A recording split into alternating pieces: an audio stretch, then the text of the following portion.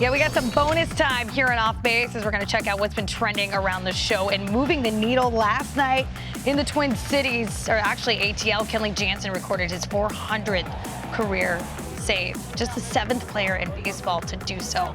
Hard to believe we've gotten to this point. He's been with a handful of teams. He now has the most saves since Mariano Rivera retired following that 2013 season with a 338 average. Look at the companies in right now with notable closers. That got us to thinking, Ariel, is he the best closer in baseball right now? I'm going to say no, LG. I really like the Guardians closer, Emmanuel Clase. I looked at the last 3 years. He's had an ERA below a 2 in the last 3 years. Clase has led the majors in saves last year, on pace already to do it this year, leading the majors with 13 saves. He also has this cutter that hits 100 miles an hour. Hitters are batting just 196 against that cutter since 2022. Wow. Emmanuel Clase, that's my guy. I like that. That's cute. Very nice. Very nice. Clase. You know what's coming at 100 miles an hour, cutting to the lefties. My guy, Felix Bautista for the Orioles. He's a showstopper, okay? This guy, look, you know you're nasty when you can throw 100 miles an hour, but yet on your splitter, there's a whiff rate of 59%. Okay, that's 2 good pitches right there. Sick. Guys are hitting 129 off of it. Feels like he's 8 foot tall. I can only imagine what it's like facing that dude. It feels like right out of the hand. It's coming right at you. Not fun to hit at all. I like when Bautista's on the mound because it's pretty much a guaranteed save. I like the O's 1-2 pun. Those guys are so tough. I mean, honestly, we can't go wrong with a lot of these dudes. Those guys are tough. I give my flowers to Kenley Jansen, right, to get to 400 saves. That's crazy, on his way to possibly Hall of Fame. But I look at David Bednar, a guy that maybe doesn't get as much love as some of these other guys.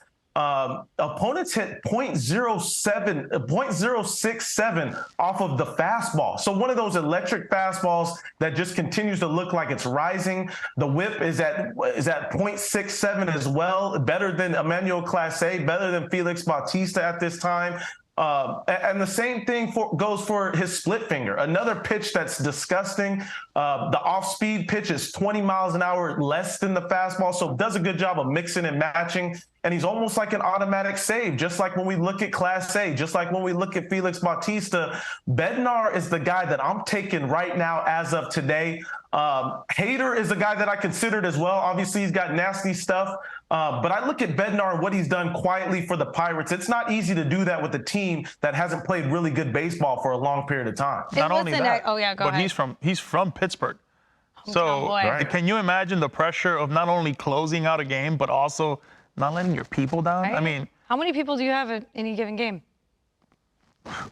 I mean, he's playing at this point probably for free. Well, we've talked to a lot of people, and like Harrison Bader, for example, you know, in the Bronx, went to high school there, and he said his mom is kind of the gatekeeper for the tickets, which I think is a tremendous strategy. Yeah. Bednar, to your point, X, has been doing this for quite some time, too. I mean, if you think back to even L.A. last year, he was an all-star, but he was doing it quietly, flying under the radar. Now that the Pirates were kind of like that Cinderella story. I played with him in San Diego when he was, 93, 94, and he was trying to figure it out in that 2020 COVID season, and then all of a sudden he gets traded to Pittsburgh, and see you later. You're at a team that had back-to-back 100-loss seasons. There's got to be some motivation to close a game. Yeah. It's your hometown team. Right. It works out. I will say about Kenley Jansen, and you can basically say he's been doing this for a long time with one pitch. Long time, consistently. One pitch, though. It's a cutter. Barely. Right? It's a cutter that's coming at you, and everybody knows it. I know he's obviously adjusted. He's got that little good two-seamer. He's got a good curveball. But I remember facing him, and I knew what I was going to get. It was going to be a heavy cutter. And what I mean by heavy is it's not like a flat cutter. It's a downward bottom corner cutter, and it's tough to hit. And yeah, I had good numbers against them, but let me tell you, it was an absolute roller coaster trying to face this guy, because not only did I remember him when he was a catcher with the team Netherlands, Curaçao, but then watching him kind of develop his way and being able to pitch and do the things he's done for, by the way, the Dodgers. It's not an easy place. Obviously, we know the history of the closers there in Eric Gagne, and now he's come and he filled those shoes up like nothing. I mean, this guy's 400 saves for me, X. You're a Hall of Famer, my man. You're a Hall of Famer.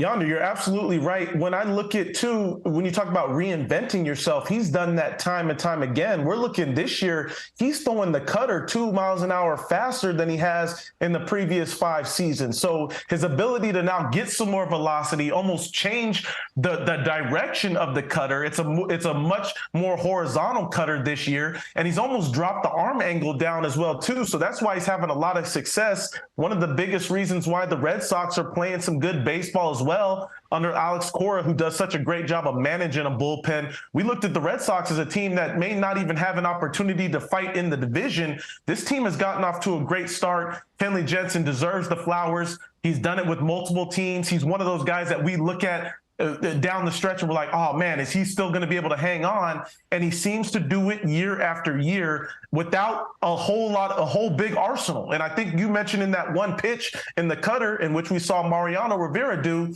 that's what makes it that much more impressive. That's the thing with Mariano Rivera. Every player said the same thing you said, Yonder. They knew what was coming every time. LG, players just couldn't figure out mode. You still got beat. Well, you know it's coming. Kenley's, he backstored that cutter. He learned how to throw that four-seam cutter at you where it's just late up and in at you. It's not fun. It's deceptive. He kind of has this deceptive go about himself where the timing right there of the hitter, it really gets kind of niched on you a little bit and it pauses you. But I mean, this guy has been electric. And by the way, great teammate, great family. I just love everything about this guy. And you talk about being a Hall of Famer, it takes more than just doing the things on the field. There's also what happens in the clubhouse and outside the stadium. This guy's the whole package. Yeah, you need to be a good human as well. 6 for 9 for you against him with 2 doubles. You're really no baggy. You're really humble when you were talking about it. No, he said he has good numbers against them. Guys. However, we gotta stay no one humble. else does. I think those good numbers, though. We gotta stay humble. Hey, because there's a couple other guys I wasn't so good with. And your respect for him, so I think that speaks, even more to He's unbelievable. his ability. What was it like facing him in the box? Like you said, you didn't know what was going on. It was a roller coaster. When you're walking up to the plate and you're like, oh man, here we go again. Well, the problem, I'm sure he knew that I had good numbers against him. Game's on the line. But not like, I didn't like hit a bunch of homers off him. I would just hit the ball hard and you see, guys like that, like, it's a closer, man. Like, you're not going to take him deep. No. He's only going to give you, if you take him deep, his mistake, right? So for me, it was just trying to barrel him up, trying to get a backdoor cutter. That's what I always wanted to do. And it's pretty funny. I would have all these lefties try to talk to me on how to hit this guy. And I would say, I got to look for the backdoor cutter and I want to try to pull him. And the reason I wanted to try to pull him is because if I'm thinking left center and a backdoor cutter, I'm either going to jam myself or hit a lazy pop-up to left. So I just said, forget it. I'm just going to pull this guy when I get a backdoor cutter and see what happens. I tried it earlier on in my career against him. It worked out. And listen, if it ain't broke, why fix it? I swear to God, I guarantee you would watch you come up to the plate like, here we go. Yonder Alonso, I have to deal with this guy. He was the only closer that I would say, thank God he's in and he's coming in. It wasn't a good sign for the team because we were probably losing. But when I saw him, I felt somewhat okay and a little comfy against him. I'm sure the coaching staff was happy that you were up in the order, too.